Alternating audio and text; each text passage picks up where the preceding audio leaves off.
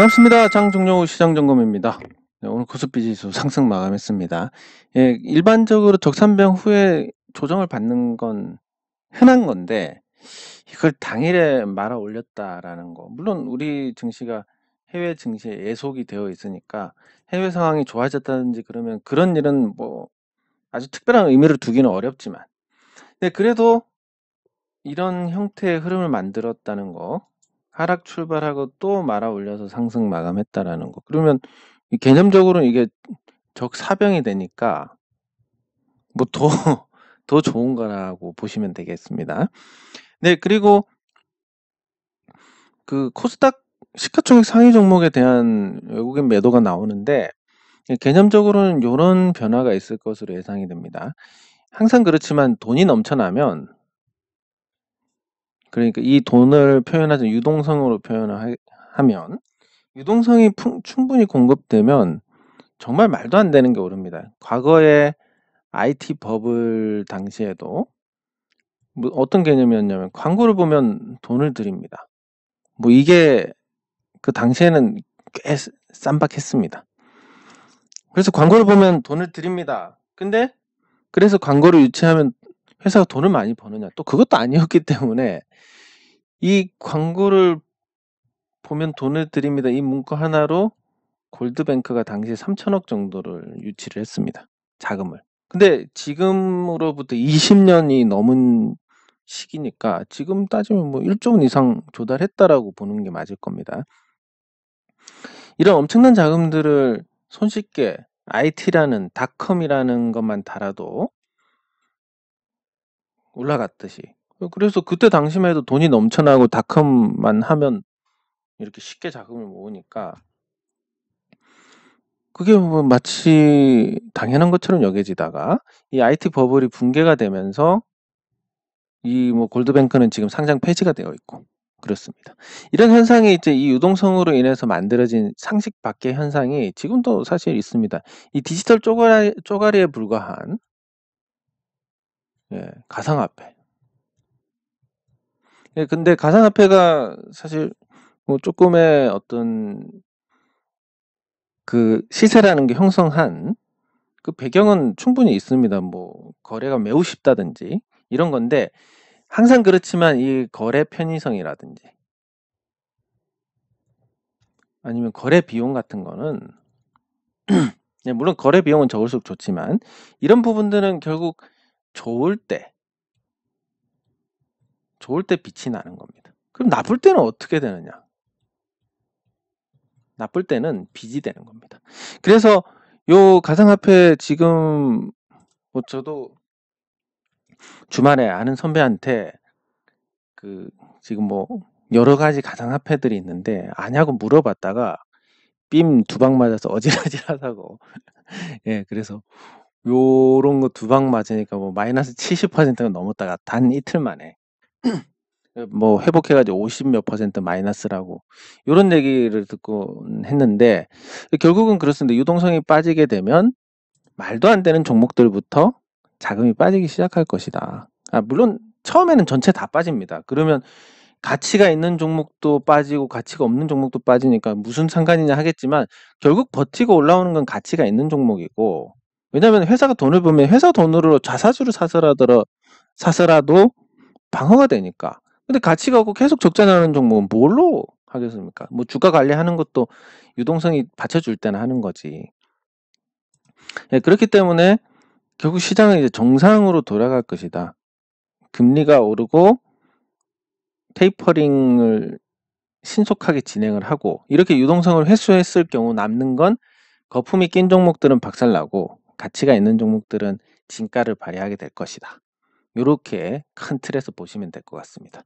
그렇게 따지면 이제 뭐 시가총액 상위 종목들 대부분이 뭐 거품이 없는 코스피하고 달리 코스닥 종목들은 시가총액 상위 종목들 대부분이 거품이고 거기에 가치 투자 성격의 외국인 자금부터 빠져나가기 시작할 겁니다. 그래서 오늘 코스닥에 대한 외국인 매도가 상당한 규모로 나왔는데 시총 상위 종목들이 죽으면서도 작은 종목들이 방어가 되고 회복하면서 어느 정도 낙폭을 줄인 이런 모습을 볼 수 있고 코스닥은 앞으로 그런 거품이 이런 양상을 띠게 될 가능성이 높습니다. 일단 기관 투자자들이나 아니면 검은머리라든 이런 쪽에서 산 시가총액 상위 종목들은 처음에 무너지면 주가 아니면 정말 볼 게 없기 때문에 방어가 있을 겁니다. 그러면 처음에는 얘네들이 잘 버티는 것처럼 착시를 일으키게 됩니다. 실제 잘 버티니까.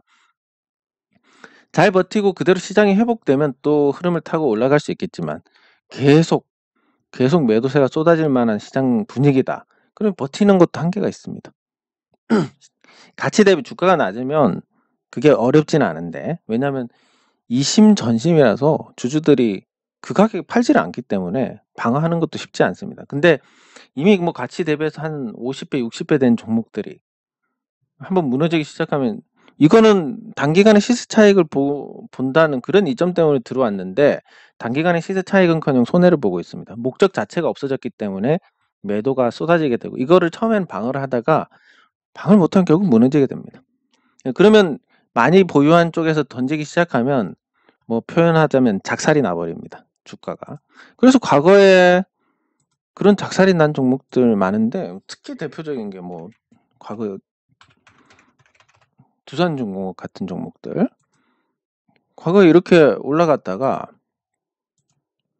한번 작살 나기 시작하니까 뭐 답이 없습니다. 15만에서 2,200원 같습니다. 근데 이게 보통 얘기하는 대형주에서 일어난 일이고, OCI도 마찬가지입니다. 65만 7천원 갔다가 2만원대까지 떨어졌습니다. 작살이 났습니다. 네, 그래서 요런 걸 봤을 때는 고평가에 거품 낀 종목들, 앞으로 그게 카카오가 되고 네이버가 되지 말란 법이 없으니까 정말 이 숫자로 설명이 되는 종목들 위주로 포트폴리오를 바꿔야 된다. 그러면 단기적으로는 그 숫자가 설명되는 종목들은 일단 시장에서 받아주니까 급한 대로 그걸 먼저 팔고 거품이 낀 종목들의 주가 방어를 할 가능성이 큽니다. 대형 투자 주체들이. 그러면 뭐 포스코라든지 이런 가치주들은 오히려 단기적으로 밀리게 되고, 뭐 카카오 같이 이렇게 거품 낀 종목들은 잘 방어가 될 겁니다.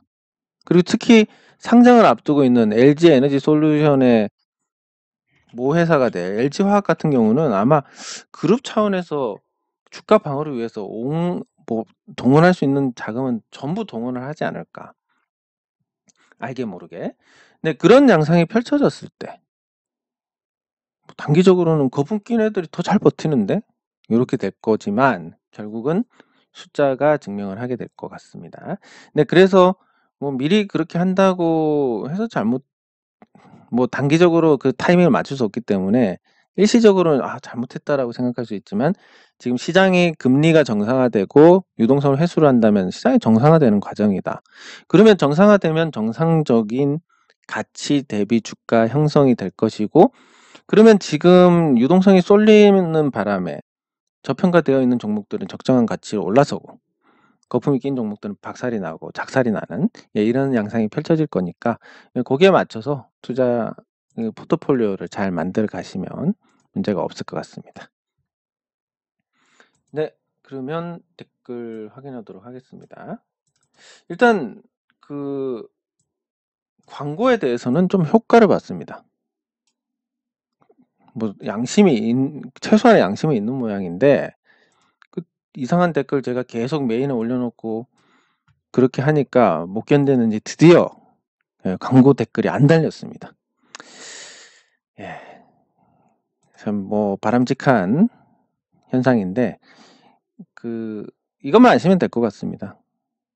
이 사람을 이 관계가 아니라 돈으로 보는 순간 결국은 이 사람이 여러분들께 큰 피해를 끼치게 될 겁니다. 왜냐하면 수도 없이 많은 어떤 상황들에 직면을 할 건데, 주식 투자를 하다 보면 사람을 이런 관계가 아니라 돈으로 본다. 난 이 사람하고 10년 갈 거기 때문에 이 사람한테 적어도 결과가 나쁠 수는 있습니다. 그렇지만 의도가 나쁜 짓을 할 수는 없다라는 것과, 돈으로 본다면 뭐 겉으로는 그런 이미지를 좋게 쌓고 또 뭔가 도움이 되는 것처럼 하고 성인 군자처럼 굴고 이러지만 사람을 돈으로 본다면 언제든지 이 돈과 바꿀 수 있는 부분이라서 그런 상황이 발생을 할 수밖에 없을 겁니다. 그때 이 돈을 선택하면 이 돈을 선택한 그 반작용으로 그 사람에 대해서 이런 관계 중심으로 신뢰를 했던 사람들이 큰 타격을 받게 됩니다. 그래서 그런 돈을 들여서 광고를 하고 거기에 많은 사람들을 끌어오는, 거기다가 심지어 뭐 다른 데서 끌어오면 모르겠는데 같은 주식 유튜버인데 제 영상에 와가지고 광고를 한다?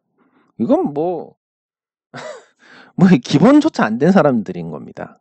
예, 그래서 그런 사람들이 지금 이미지가 좋고 뭐 추종하는 사람들이 많을지는 모르지만 한번 큰 코 다칠 수 있습니다. 그런 사람들은 기본이 안 돼 있고 관계보다 돈을 중시하기 때문에 뭐 내가 그런 사람들은 이미 자기 자신조차 속이고 있는 거니까 특히 조심해야 됩니다. 네, 감사합니다. 예, 해외 매출은 지금 어느 정도 확인이 되고 있습니다. 일본 쪽에서도. 그래서 전반적으로 괜찮은 상황인데 단기적으로 오르는 부분에서 수급적인 문제가 발생을 했으니까 조금 그런데 이것도 한 번 더 보도록 하겠습니다. 인트로죠. 네, 한국 BNC. 예, 저는 이렇게 비중이 이렇게 정확하게 있으면 정말 제가 답변을 드리기가 쉽습니다. 한 50% 갖고 있습니다. 그러면 물타라고 할 수가 없는 건데. 예.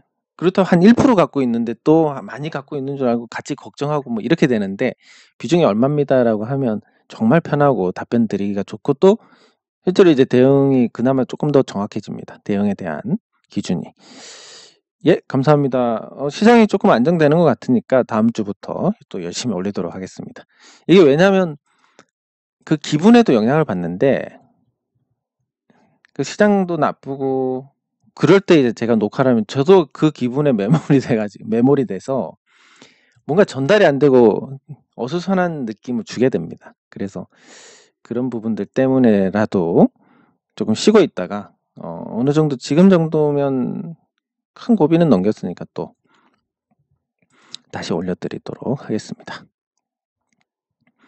네, 그러니까 이런 기준이 있으니까 물론 적산병 출현하고도 조정을 받을 수는 있지만 확률적으로 이런 적산병, 그것도 지금 코스피의 적산병은 교과서적인 겁니다. 하락 출발해서 또 말아 올리고 하락 출발해서 말아 올리고. 근데 오늘 한 번 더. 예, 그러니까 더 괜찮은데 요런 어떤 신호에 대한 이해가 있다면 조금 더 시장에 대해서 심리적으로 영향을 덜 받게 됩니다. 뭐 바닥에서 올라오면 더 올라갈 것 같고 내려가면 계속 내려갈 것 같고 이게 우리의 패턴 인식인데 이거를 극복하려면 기술적 분석, 기본적 분석 등 다양한 그 이론과 경험을 통해서 우리가 생각하는 대로 하지 않도록 이렇게 다듬어 가야 됩니다.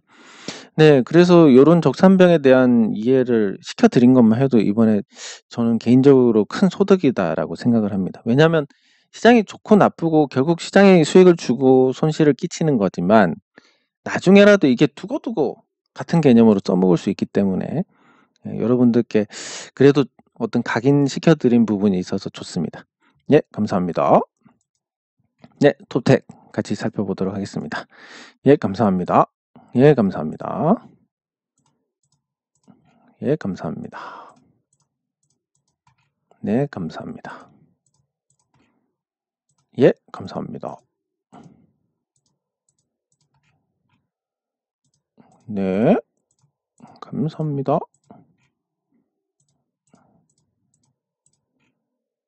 예, 감사합니다.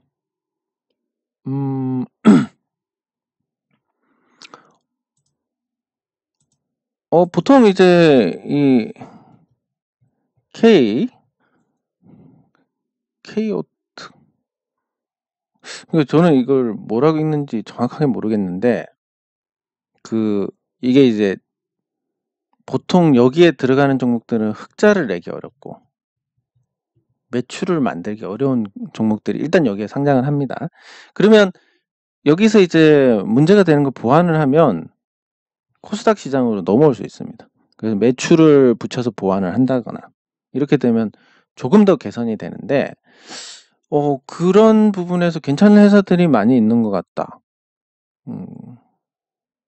뭐 물론 이제 일반적으로 외관 법인 정도 된다면 규모가 어느 정도 있기 때문에 회계적으로 장난을 치기가 쉽지가 않습니다. 그래서 다트에 들어가 보시고 다트 그 종목이 외관 법인인지 확인을 해보시고 다트의 공시가 올라오면 외관입니다.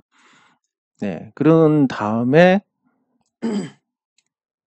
KOTC에서 상장되어 있는 종목들 시세라든지 이 시가총액이라든지 이런 걸 살펴보시면 될 것 같은데 제가 아는 요 종목 중에 하나도 그렇습니다. 어떤 경우냐면 그 매출이 많이 났습니다. 그래서 아주 좋은 부지를 사가지고 그래서 이제 여기에 커피도 팔고 그리고 그 사냥 우유도 팔고 예, 뭐 빵도 팔고 뭐 이렇게 해가지고 요 매출이 꽤 많이 나옵니다. 그래서 이거를 여기다가 붙이니까 매출이 뛰고 이제 수익만 나면 코스닥으로 넘어갈 수 있는 예, 이런 걸 준비하는 회사가 하나 있습니다. KOTC에. 예, 근데 그런 회사들이 이제 계획대로 목적 자체가 이제 상장하는 거기 때문에 그 중에서 뭔가 가시적으로 매출이나 이익이 늘어나는 종목이 있다. 그러면 충분히 관심을 가져볼 만한데 근데 뭐 코스닥에서도 사실 그런 가능성을 지닌 뭐 잠재적으로 몇 배가 오를 수 있는 그런 가능성을 지닌 종목들이 많으니까 굳이 제가 개인적으로 생각했을 때 여기까지 예, 뒤져볼 필요가 있을까? 그러니까 숫자 주어진 정보만으로는 선별의 한계가 있기 때문에 코스닥이 올라온 다음에 뭐 검증을 해봐도 충분하지 않겠나. 뭐 올라오기 전에 이미 올라오는 과정에서 크게 오르기 때문에 그게 기회다라고 생각하실 수 있지만 못 올라오고 거래가 안 되는 특성상 한번 잘못 묶이면 돈이 뭐 몇 년간 그냥 잠길 수가 있으니까 예, 그런 부분도 생각을 하시는 게 좋을 것 같습니다. 네, 감사합니다. 네, 그러면 댓글에 올려주신 종목들 한번 살펴보도록 하겠습니다.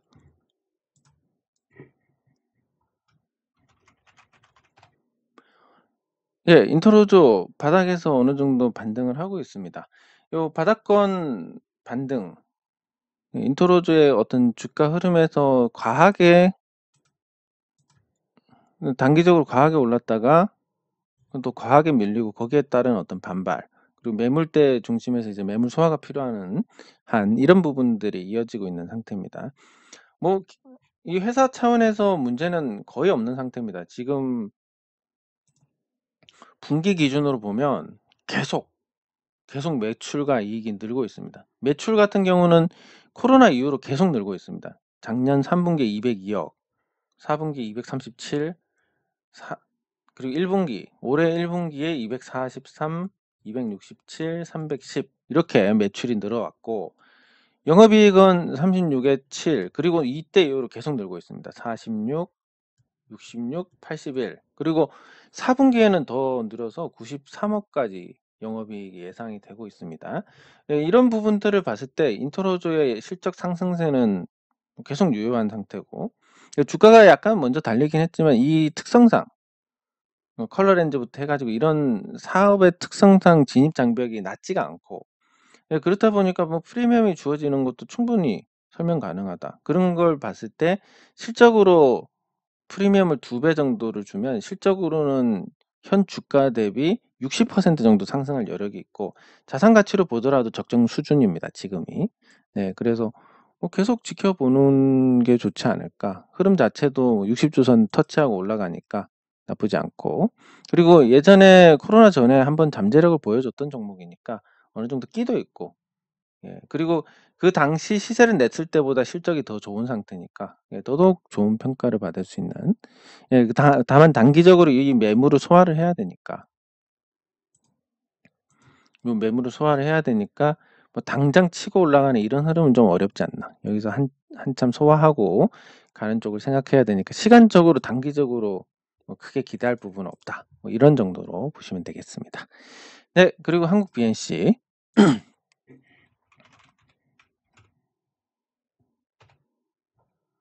예, 이미 한번 시세를 냈던 종목입니다. 한국 BNC는 시세를 한번 냈고 이 종목이 저점 대비해서 거의 10배 가까이 올라갔습니다. 이러면 사실 시세는 끝났다라고 보시면 됩니다. 여기서 여기까지 불과 5달 만에 5달 정도 되는 기간 동안 10배 가까이 올랐습니다. 10배가 오르고 요 거래량을 보면 차익 실현에 나섰습니다. 여기서 쭉 매집하고 뭐 거래 매집하고 하면 평단가가 이 정도 되는데 여기서 쭈루룩 팔았으니까 뭐 딱히 나쁘지는 않을 것 같고 팔고 뭐 다시 잡아서 또 소화를 하는 그런 과정들 밟고 있는 것 같습니다. 그러면 이게 아주 좋은 케이스라면 한 번 더 이렇게 해서 쌍봉을 만들 텐데 그럴 만큼의 어떤 에너지가 있느냐? 이 회사가 그러니까 뭐 뭐랄까 그 저기 미용 쪽으로 콜라겐 보충제라든지 이런 어떤 제품들을 만들면서 희소성이 있습니다. 희소성이 있어서 프리미엄을 받는다라고 보더라도 이 회사의 적정한 적자를 내고 있기 때문에 적정 가치를 판단하기 어렵고 자산 가치 2배로 하더라도 사실 지금 주가조차도 적정 주가의 거의 10배 정도 되는 상태입니다. 그래서 일시적으로 설거지 차원에서 단기 반등을 했다가 죽을 수 있을지는 모르겠지만 그 외에 접근은 굉장히 조심을 해야 되지 않을까. 예, 그렇게 생각이 들고 유상증자까지 발표했으니까 사실 이런 상태에서 유상증자 발표하는 건 입장 바꿔서 생각하면 굉장히 자연스럽습니다. 왜냐하면 이 회사가 사실 돈을 못 법니다. 돈을 못 벌고 그런데 회사를 영속시키고 싶고 그럼 돈이 어디서 나오느냐.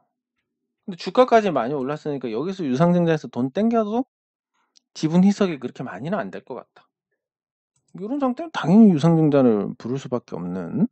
예, 그래서 주주 입장에서는 굉장히 황당하고 짜증나는 일이겠지만 경영자 입장에서 입장 바꿔 생각하면 사실 뭐 표현하자면 지불도 없는 껍데기밖에 없는데 여기서 주주 배정 유상증자 해가지고 주주 배정 주주 배정 후 실권주 그러면 요건 또 이렇게 됩니다.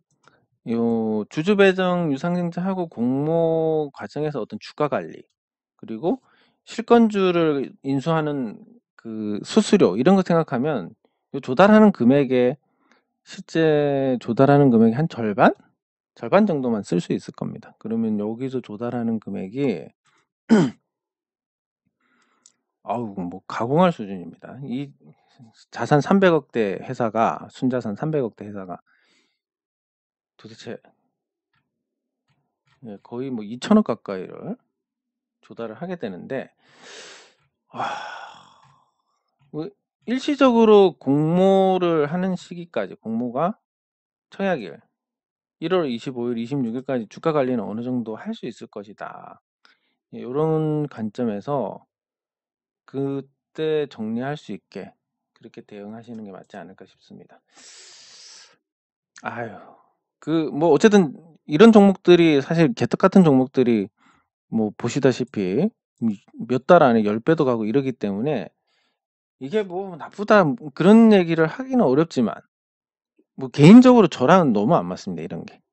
같이 생각하면 뭐 여기서 여기까지만 올라가도 아이고 감사합니다 하고 팔 수밖에 없는 건데 그 뒤에 올라가는 거 이건 뭐 어떻게 설명할 것인지 그리고 거래량만 보고 같이 따라갔다가 이런 거 한 방 얻어맞으면 그냥 복구불능인데 항상 보면 수혜자보다는 피해자가 훨씬 많기 때문에 이런 것만 보면 그냥 뜯어 말리고 싶은 겁니다.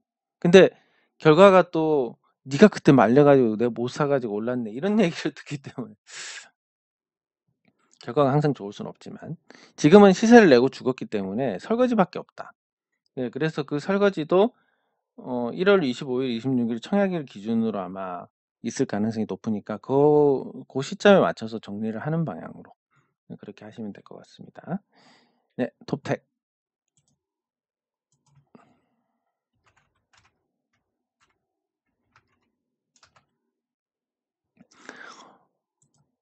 예. 톱택.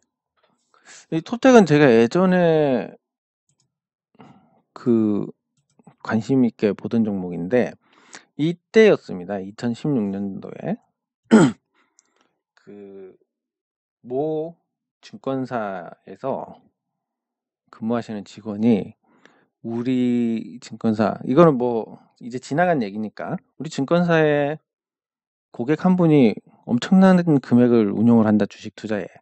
근데 그분이 제일 많이 담은 게 이 종목이고, 두 번째로 많이 담은 게 그때 당시 액트였고 그랬습니다. 예, 그래서 이 종목이 오르지 않을까라는 그런 거였는데 실제로 올랐습니다. 그러면 2016년부터 액트도 실제로 올랐습니다. 예, 그래서 뭔가 정보가 있나 이런 생각도 드는데, 어쨌든 그 상승을 할 때 저는 톱택을 많이 사지는 않았습니다. 왜냐하면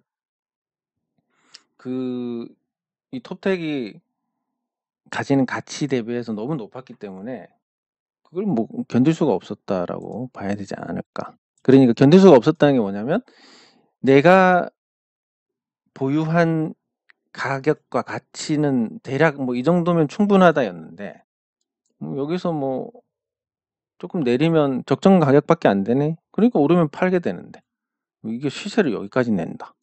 항상 이런 일이 생길 때마다 좀 답답해지는 부분이 있습니다. 왜냐하면 수익 난 것도 감사해야 되는데 항상 그렇지 않습니까? 팔고 올라가서 더 가면 그때 팔라고 해가지고 괜히 팔았다 이런 얘기도 듣고. 그런데 그 당시하고 비교하면 지금은 이제 주가는 적정한 수준보다도 조금 낮게 왔습니다. 다만 그때는 흑자 기업이었고 지금은 이제 적자, 그리고 그 적자 규모도 굉장히 커졌는데, 이 설비 투자가 감소하면서 관련된 매출이 줄어들어서 발생한 그런 주가 약세라고 볼 수가 있습니다.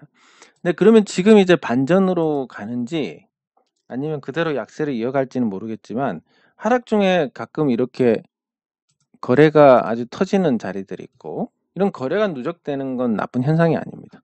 그리고 요 종목이 시세를 낸 시점이 2018년이고 2018년 초고, 무너지고 반등해서 다시 무너지고 이러면 이제 시세 낸 이후에 2년 정도 시간을 두고, 유동성이 좋은 때 한정해서 2년 정도 시간을 두고 또 반응하는 경우가 있습니다. 그래서 2020년 초에 코로나19 이후에 반응을 했고, 그때보다도 주가가 더 낮아진 상황이니까 뭐 내년 정도에는 다시 관심을 받을 수 있지 않을까. 그리고 지금의 적자가 굉장히 크게 나오고 있는데, 이게 수습되고 나면 조금 안정을 찾을 수 있지 않을까, 이렇게 보시면 될 것 같습니다. 일단 가격적으로 뭐 나쁘지는 않은데, 그 가격이 지금 적자가 나오고 있기 때문에 부담스럽다, 이런 정도. 그래서 조금 더 지켜보시고 적자가 멈추든지 아니면 주가가 더 내려가든지 하면 판단하시는 게 좋을 것 같습니다. 네, 그리고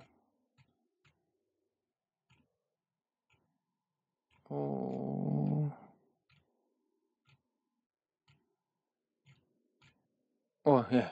다른 종목들은 없고, 그러면 관심 종목들 중에서 오늘 반응이 있었던 종목들을 살펴보도록 하겠습니다. 뭐 일단 NHN 벅스는 결국 또 올라갑니다. 이게 요거는 뭐 다루려고 하는 게 아니라 이제 교훈으로 삼아야 되는데, 어떤 교훈이냐면, 제가 봤을 때 단발성 이렇게 상승으로 끝나는 경우는 거의 없었습니다.